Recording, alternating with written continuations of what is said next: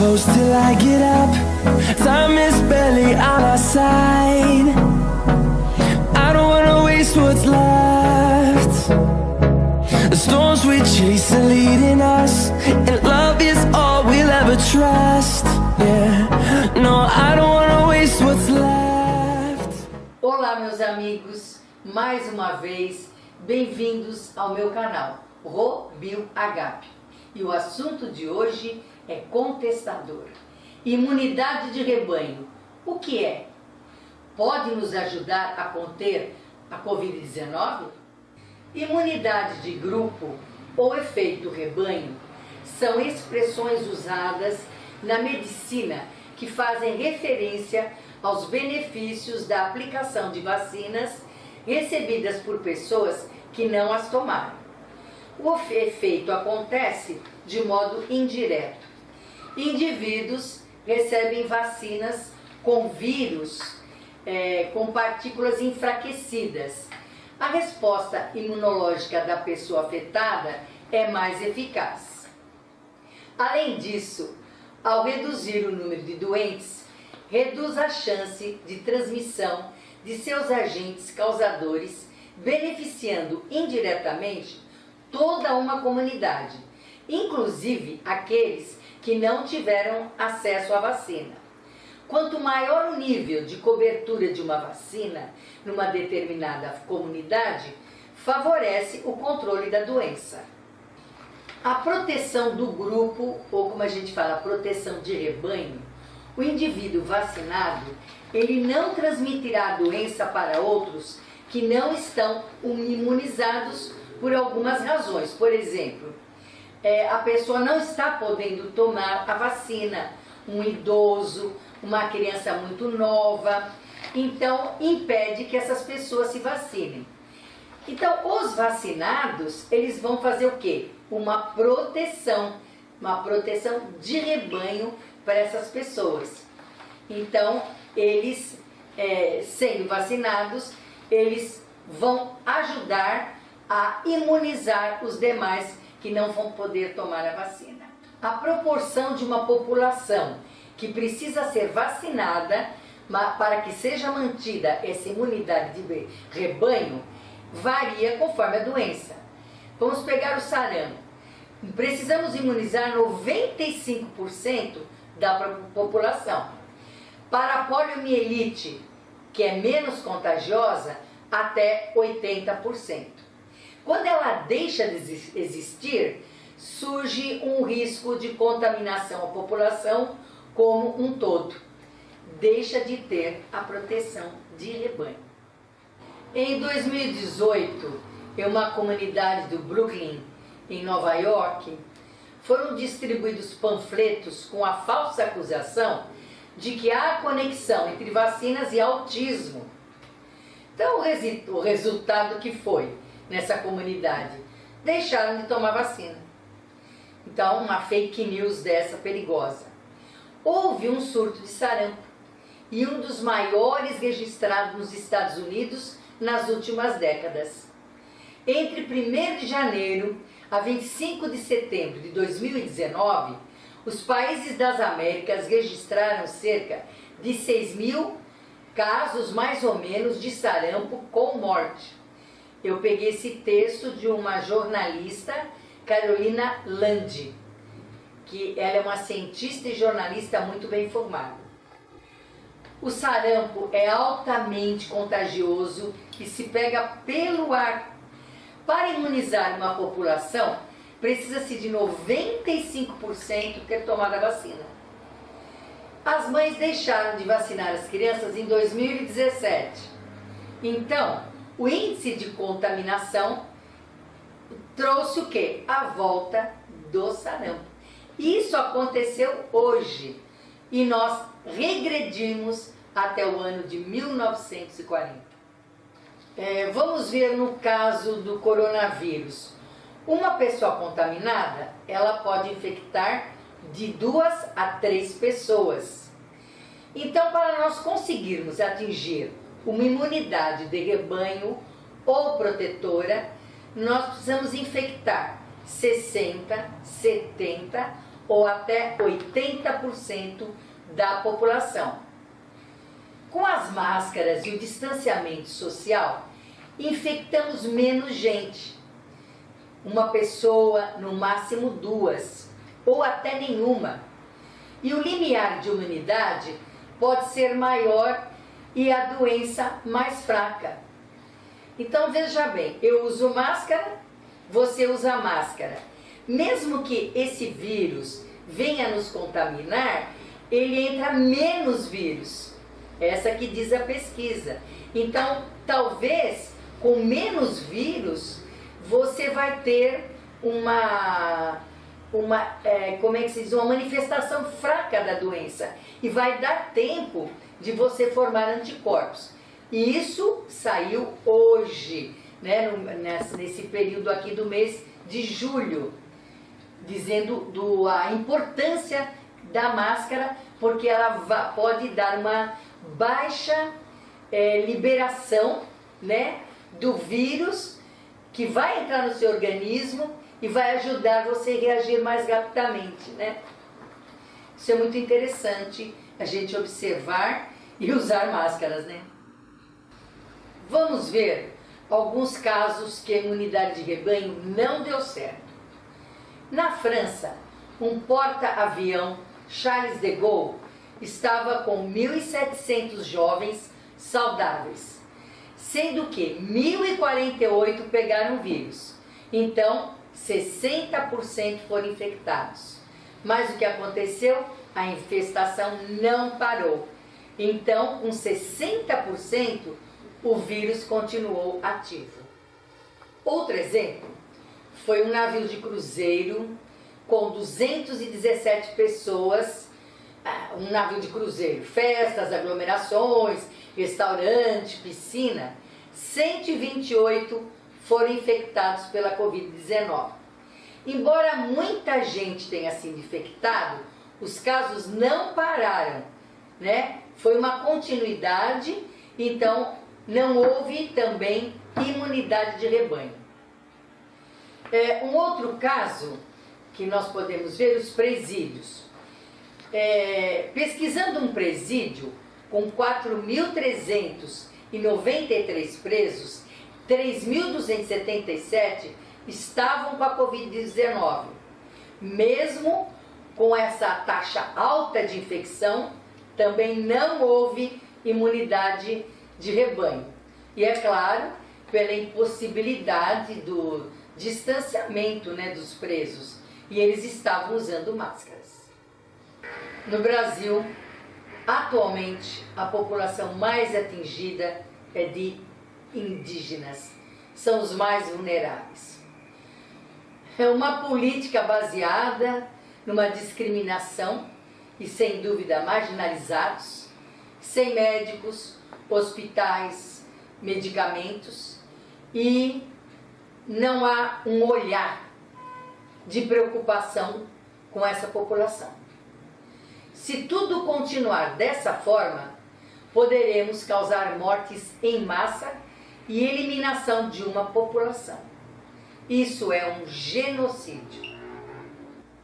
Mas hoje são 10.312 casos confirmados pelo governo federal entre os povos indígenas do Brasil, mas sem contar com outros territórios onde vivem índios, que são mais de 700 regiões. Então os dados não são corretos. Organizações ligadas aos povos tradicionais citam falta de transparência e exclusão de indígenas que moram em áreas urbanas. O governo diz que indígena fora das aldeias são já contemplados com assistência por ações contra a Covid-19. Como o pajé chega ao seu domínio de conhecimento? São décadas de aprendizado. O saber indígena, de modo geral, é resultado de longos anos de história, de observação, experimentação, comprovação, contrapontos. os índios conhecem hoje plantas que salvam e plantas que matam. São resultado de experimentações de milhares de anos de cultura e sabedoria. Eles já estavam aqui quando os invasores chegaram e houve um grande genocídio na América. Mas hoje isso é inadmissível. A Covid-19 também não faz vítimas por igual. Uma pesquisa da PUC do Rio mostrou que a taxa de mortalidade no Brasil entre pretos e pardos sem escolaridade é de 80,4%, enquanto entre brancos com nível superior fica em 19,6%. É um outro grupo que sofre muito com essa pandemia. Esses motivos nos levam a concluir que a imunidade de grupo, de rebanho, que exige a contaminação de grande parte da população, não é uma boa ideia a se efetivar, visto as consequências graves que resultam da contaminação proposital, que é o que está acontecendo. A infecção pode deixar o sistema de saúde ainda mais saturado, o que aumenta o risco, de esgotamento de leitos hospitalares e resulta em muitas mortes daqueles que ficam na fila de espera. Enquanto vacinas são desenvolvidas, muitas em testes, é hora do governo organizar testagens em massa para encontrar a melhor maneira de abranger o cuidado a todos, inclusive aqueles que não podem seguir em quarentena, que tem que trabalhar mesmo, Principalmente os serviços essenciais e quem está em linha de frente aí nos hospitais.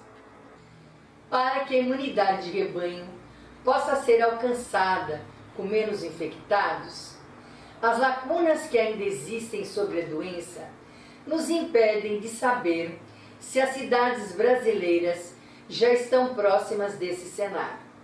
E mais, mesmo que elas estejam, essa imunidade coletiva, além de ser alcançada, ao custo de muitas mortes. Como foi o caso lá do Amazonas, de Manaus, morreu muita gente, houve aquele surto, mas conseguiram ali uma imunidade de rebanho só de 20% a 30% e localizada. Então fica complicado.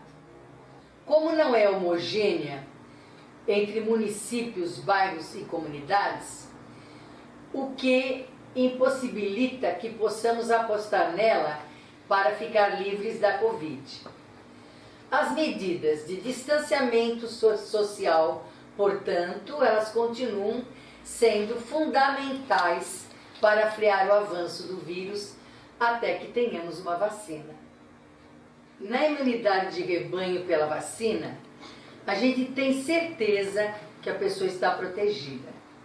Já a imunidade coletiva natural depende de vários outros fatores que não temos controle no caso da Covid. Natália Pasternak, microbiologista, pesquisadora do Instituto de Ciências Biomédicas da USP e presidente do Instituto Questão da Ciência, diz o seguinte: mesmo que estejamos com um índice maior de infectados, não sabemos se uma pessoa que teve a doença uma vez fica imune para o resto da vida. Não temos certeza quais anticorpos conferem essa imunidade. Mesmo que estejamos com um índice maior de infectados imunes, não temos como medir isso com segurança. E o máximo que vamos conseguir é manter a doença mais controlada, mas sempre haverá surtos pontuais. Se a gente for usar isso para embasar políticas públicas, vai dar errado, diz a especialista. Em uma pandemia como a atual, causada por uma doença como é a Covid-19, Estamos tratando de uma doença nova, completamente diferente de qualquer coisa que a gente viu antes dos últimos 100 anos em saúde pública. Com essa característica de disseminar rápido e produzir muitos casos graves, é a primeira que temos em 100 anos.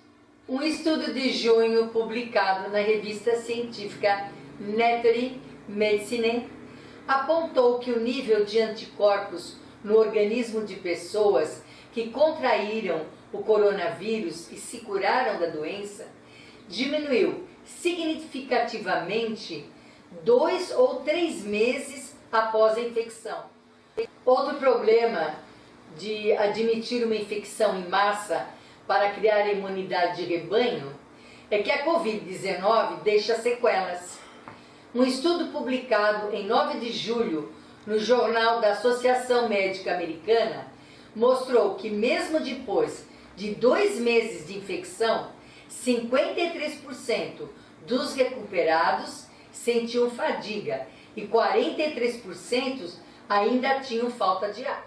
Mas acho que a questão de ficar pensando em imunidade coletiva é importante para quem está fazendo análises populacionais. Mas para nós, o que nós precisamos saber é que nós precisamos usar máscara, fazer higienização das mãos e distanciamento social. Temos que fazer a nossa parte. É isso que a gente tem que pensar, ao invés de ficar esperando que em algum momento chegue a imunidade coletiva. Quando chegar, os epidemiologistas que estão diariamente analisando as taxas de infecção, de óbito, nos vários municípios do Brasil, que não são poucos, vão dizer e nós vamos ficar sabendo. Enquanto se aguarda uma vacina que possa imunizar contra o novo coronavírus, a corrida de países para serem os primeiros a receberem as doses iniciais já começou. E os países mais ricos do planeta estão usando seu poder para sair na frente. Ao menos 1 bilhão e 300 milhões de doses estão sendo garantidas para um grupo de nações que inclui Estados Unidos, Reino Unido, Japão, além da União Europeia. A principal questão a se levar em conta é que não conhecemos os riscos da contaminação em nossos corpos.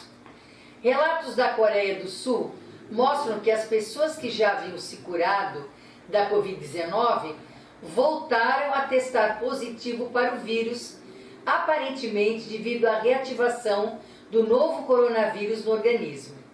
Não sabemos se o efeito de rebanho era reduzir o risco da reinfecção ou resultar em um desenvolvimento ainda mais maciço da doença, que pode ser severa e fatal. Outro problema, se não houver uma consciência da população em se cuidar, porque não temos um governo que se preocupa com esse absurdo de mortes, pode vir uma segunda onda, como já está acontecendo no mundo. Sabe-se também que locais onde o comportamento das pessoas mudaram, usando máscaras e distanciamento social, o número de casos e mortes caíram. Em lugares onde não foi possível o isolamento social, quase que 30% da comunidade se infectou com o vírus, como é o caso da Cidade de Deus, no Rio de Janeiro, que aconteceu isso há um mês atrás. Mas o medo fez com que as pessoas mudassem de comportamento. Então as coisas começaram a melhorar e as mortes diminuíram. No mundo, Brasil, Estados Unidos e Índia tem metade dos casos de coronavírus e também metade dos óbitos. Somos 210 milhões de habitantes. E aqui faltam testes, cotonetes para fazer os testes, analgésicos, profissionais para atender todos os infectados. E o que é pior, o ministro da Saúde, que não tem nenhum plano para essa pandemia parar, e o número de mortos que chega a ser 1.200 por dia. É como se 6 Boeings com 200 pessoas caíssem por dia. Meus amigos, então ficamos por aqui. Espero que o vídeo aqui tenha sido esclarecedor, que o meu objetivo foi passar para vocês o que é uma unidade de rebanho e mostrar que ela realmente é negativa para no caso do coronavírus. E mais uma vez, responsabilizando as pessoas por isso. Tem que usar máscara, distanciamento social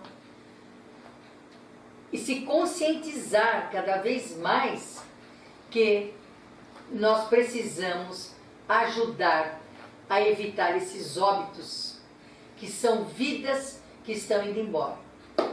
Então, esse vídeo é um vídeo assim, difícil, de luto, mas nós temos que nos esclarecer dia a dia do que está acontecendo. Nós temos que estar por dentro de todos esses termos científicos para podermos nos proteger cada vez mais. Muito obrigada, fico muito feliz de estar com vocês, mas em luto, mas vamos na esperança, vamos na confiança, porque logo teremos uma vacina, graças a Deus. E mais uma vez, namastê!